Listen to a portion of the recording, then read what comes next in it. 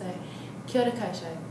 A few months ago, in August, I attended what I like to think of as a crash course in the Constitution at a workshop called Empower New Zealand at Parliament.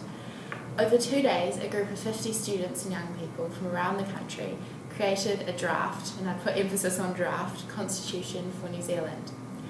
Although I want to be a journalist, I've got a legal background and I tend to think about things, and especially constitutional things, in a legal way.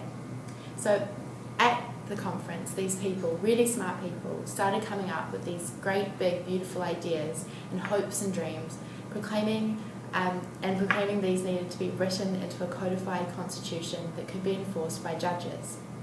Some examples of this were we had a preamble in which we put values that would sort of guide our society, like kaitiakitanga and fairness.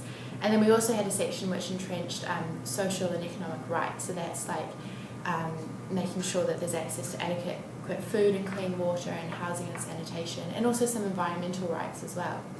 So at heart, I am a bit of a wanky lawyer.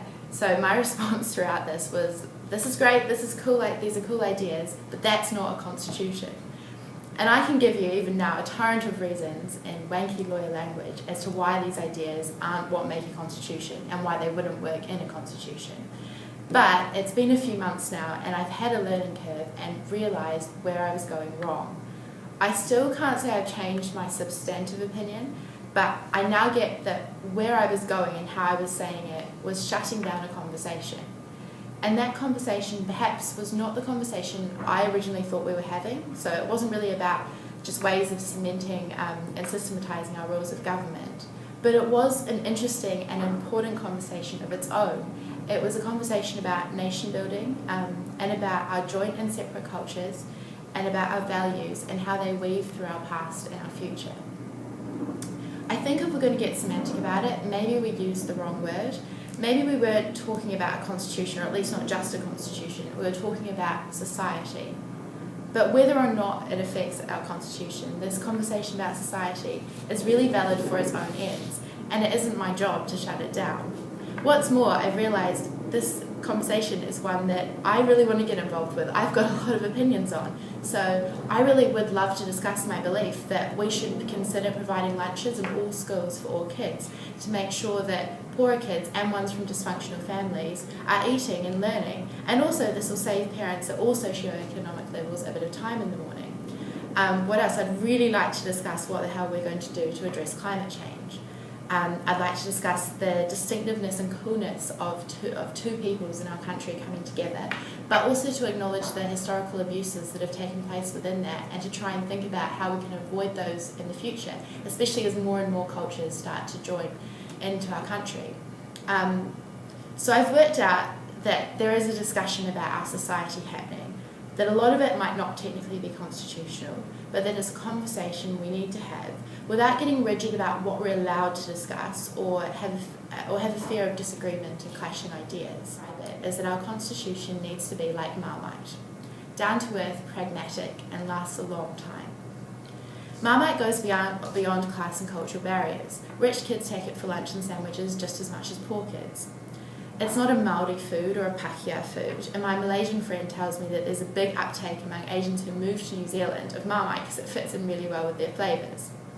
When we consider how our constitution fits on a global scale, it's surprisingly similar to Marmite.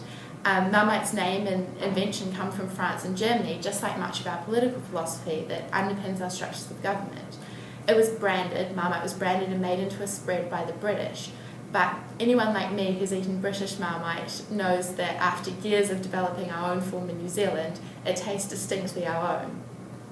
So Marmite, like our constitution, we all know is not German, it's not French, it's not even anymore a relic of enforced colonialism. Nor is it perfect, but it is ours.